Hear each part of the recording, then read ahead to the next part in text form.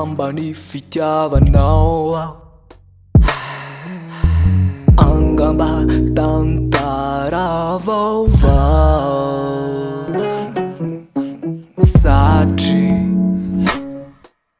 ianao no tafidiny fo sy ody aina mampitebo azy akipeo ny maso ny tanako indrorais avy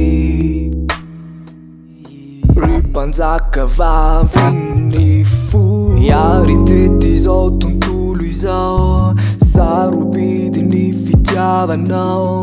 arena tsy voavidy mihoatra ny volame otianao ao ty andao ty ala hoanao niasambatranao yan anarakanao an tety zao rehetry zao ze fiainako de fiainanao ty anao ao ty andao ty ala hoanao niasambatranao yan